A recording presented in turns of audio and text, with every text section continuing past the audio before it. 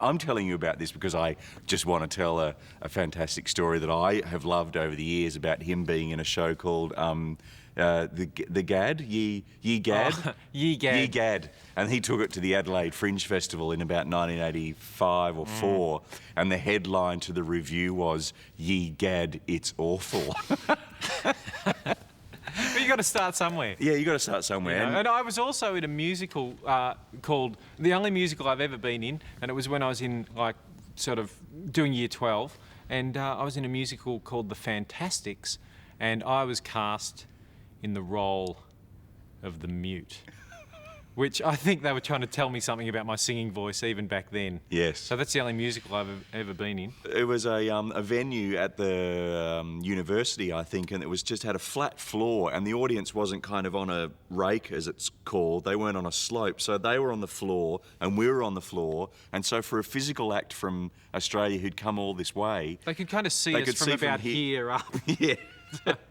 So I think that the Perrier judges maybe thought that if we'd got laughs in that venue, then we must be kind of okay. Maybe they just gave us the sympathy vote. But nobody knew who we were, and so when we went to the Perrier party, they wouldn't let us in because our friends had got to the front door and said that they were Lano Woodley and got in, and so we couldn't even get into the party. After we won the Perrier, we went to the people who organised that award, organised a big show in London, and we performed at the Lyric Theatre in the West End.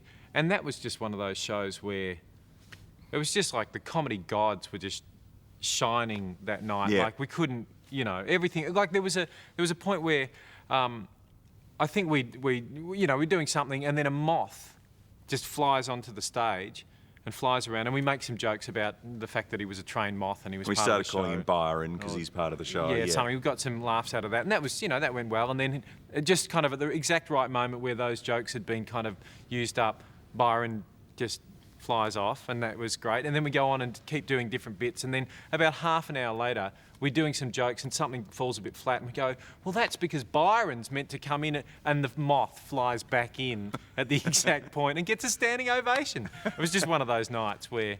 I was very jealous of Byron. I squashed him after that. Or when we were in France, no, not in France, in Montreal, and we had to do a gig to 2,000 completely French-speaking people. And don't believe anybody when they say, oh, they speak English as a sequin. Don't they believe put anybody. sequins on, and they're kind of French sequins. Liberace, he spoke a sequin language. Did he? That's nice. Thanks. Keep that. Yes, we were trying to perform to French-speaking people, and they didn't understand a word we said, and I just started saying, this gig's shit house. Oh. And basically it just ended up me just teaching 2,000 French people how to go shit house, which was the best bit of the gig. And that was pretty good. Yeah. It was one of those gigs where you're contracted to do 25 minutes and you do about 6 minutes. And there's kind of weird looks on the organisers' faces when you come off stage. And as you leave the general vicinity, and you can hear people chanting shit house in a French accent in the background. Yes. That was pretty rugged. I think we've got our feet on the ground, which is good. We're not pretentious about what we do, I think. Although, is it pretentious to say that you're not pretentious? Yeah, that's another that's kind of issue. a minefield. And we're opposites too. I mean, I reckon that's the main Yes. thing that makes the act work, is that chemistry that you can't. It's just a fluke that we met each other and we just happen to be so different. And so, like when we're performing, it's almost like I'm more the Frank character by being in, when I'm standing next to Cole, I'm more Frank than if I'm by myself, and likewise, kind of the opposites sort of draw out the intensity of the characters or something. Well, I don't know. And then when we write ideas, we just kind of... And that's right. And what you do is you talk about how unpretentious you are, and then you give like a really pretentious answer about, no, I'm joking. Right, Settle down. I love you. I sincerely love you and adore you well, and then worship why are you. we splitting up? I don't know why we're splitting up. I thought you wanted to split up. I thought you wanted to split up. We're back together! See how brief that hug was? It was... split second. We're back together. Okay, that's enough. Yeah, that's the end of it. Okay. Hello, ladies and gentlemen. This is an instructional video on the pre-show warm-up for Lano Woodley. It's based on a red football, which is kind of like a really nice little good snappy football that you can kick easily to each other. And if the ball lands here in really nice chest position, that's 2 points. Kind of anywhere here, that's 1 point. Okay, and then a little back drop kick like this behind the leg, which I didn't do very well that time. But I'll try it again. If the one like that, see, that's 3 points, and it's first to 10, and that's the pre-show warm-up for Frank and me, and we're going to give you an insight into that right now, and just kick the ball to each other because there was a scene in that stage show where I would shoot an arrow from one side of the stage to the other and put an apple on Frank's head and just say, what was the premise of why I was shooting you? It was just a confidence thing, I think. Thing, It was like building my confidence. Building your confidence. We can achieve anything. I can't remember either.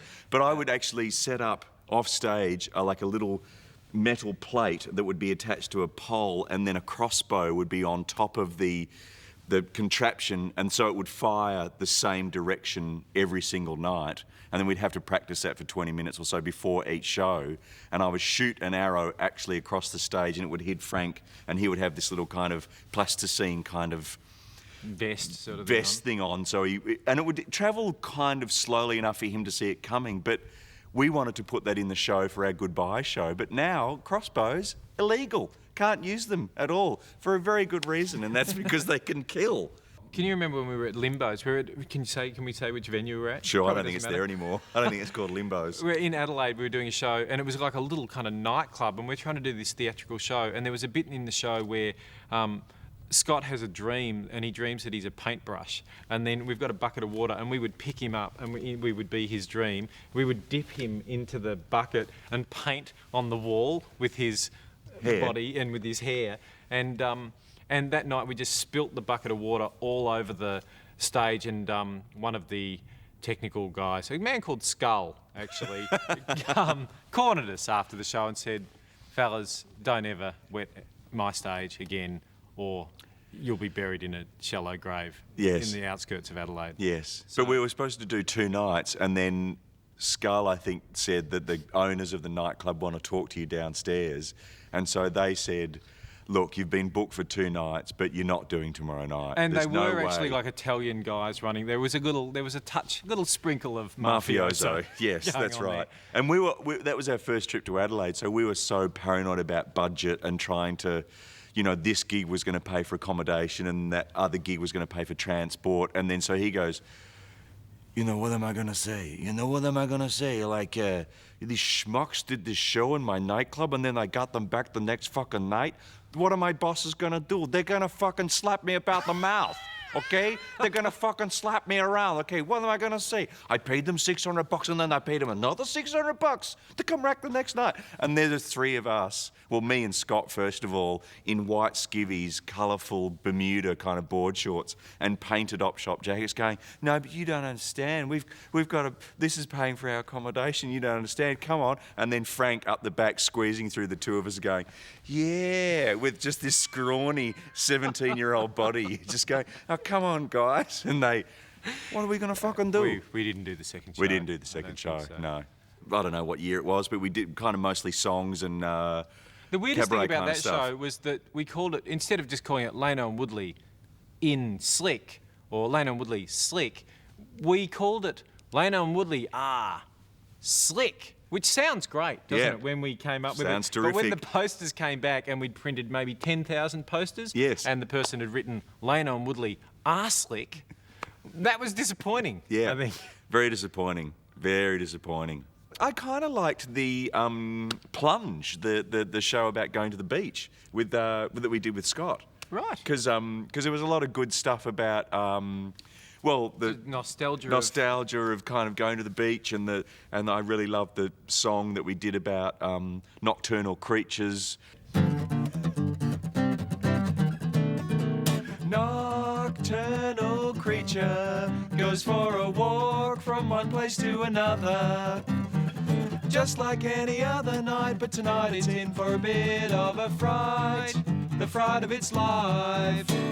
Something squashed on the road, used to be a native creature, now it pizza, furry pizza. You can't really swerve at 100 just to save a little goanna. So I ran you over in a moment of doubt. Now I'm gonna put you out of your misery with a spanner. Whoa, little goanna. Whoa, dirty, big, great, bloody spanner. Something like Something that. like that. Anyway, one of the things in our shows, I think, that is a constant, has been a theme in every show that we have done, is this idea of there's the story of the that we're trying to tell. Yes. And then there's the story of the two guys who are trying to do tell, the story. trying to do the show. Yes. And failing. But And also the story of the two guys who have been performing for the last 10 or 20 years. yeah, so there's kind of different threads there, and I felt like in the island we kind of wove a tapestry of comedy that was sort of.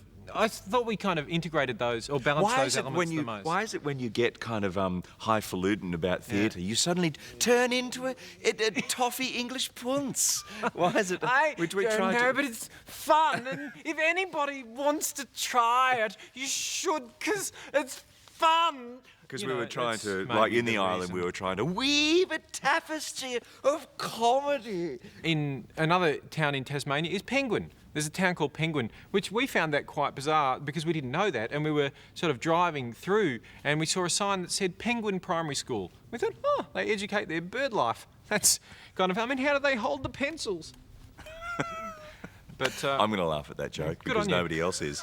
Even though I've heard it before. Did you see my acting then? It was pretty yeah, good, wasn't it? that was- Do it again and I'll be able to do it. Those little penguins. Miss, I've got an answer, miss. I've got an answer. It's either a penguin or it's somebody who can control their breasts with their own will. Oh, I'm not laughing now.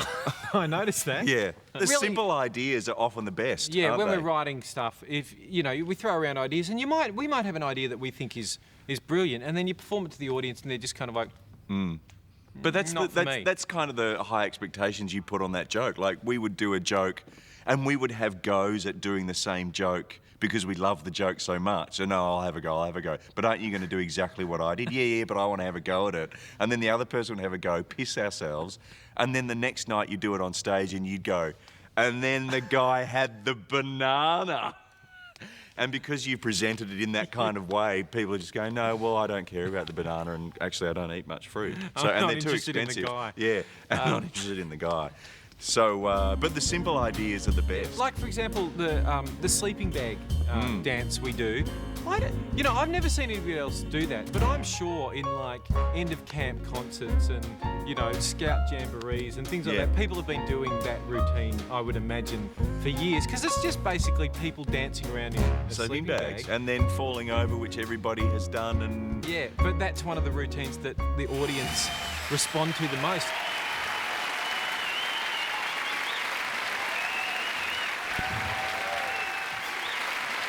And it's the best tour that we've done ever. And I can understand why people, Dame Nellie Melba or whatever, the Seekers, they don't want to go and they keep coming back and coming back with the because the farewell affection tours. is just amazing. It's It's a really beautiful feeling to just come out. It's quite kind of humbling in a way to all these people coming out and saying goodbye. And there were two girls in Brisbane after the show who were bawling. They were crying. They were just going, "Why are you splitting up?" And they were doing the bit, the kind of crying where you go,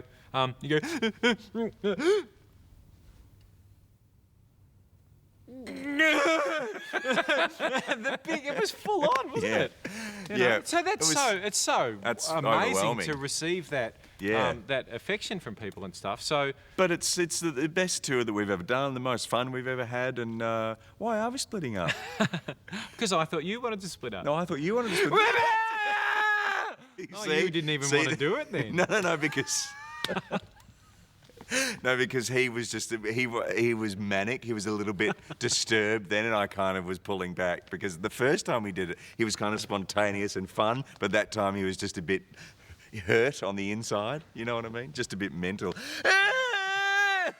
I think I'll just miss the fact that we perform to people every night. Really, I mean, it's a beautiful thing to And be also there's performing something for about- people, and this, just the vibe in the theatre is such a wonderful thing. And don't you reckon that performing like performing together is there's something more fun than, you know, we've both done a little bit of solo sort of stuff, and it's good, but it's not really. It's not as good. No, there's not that because you don't. Why are we splitting up, by the way? I don't know. It's an interesting we're getting question. on better than ever, but it just. Frank actually says it's a bit like travelling by yourself. You know, you go to the Eiffel Tower and you just go, oh, wow, look at the Eiffel Tower, it's great. But you've got nobody to kind of share it with, so... Yeah, whereas there is something fantastic about it. And if a show's not going that great, you can kind of look at the other person and go... Oh, you've got someone to blame as well. Yeah, exactly. That's right. Yeah, but it's going to be weird, isn't it? It is going to be weird. It's going to be very weird. You know, but the time... Things change. All good things must come to an end. Come here, come here, you big crazy man.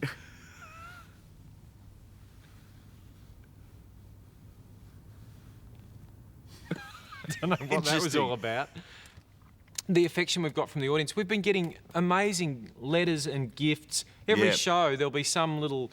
You know, somebody will have made something. Flowers and chocolates and cards and letters and just those letters that don't actually ask for anything. They just say thanks for the 20 years and it's been great. And even after, sometimes we sign autographs after the show and people come up and we go, oh, do you want me to sign something? And they go, no, I just wanted to say thanks for 20 years of laughs. And that's, you know, that gets you.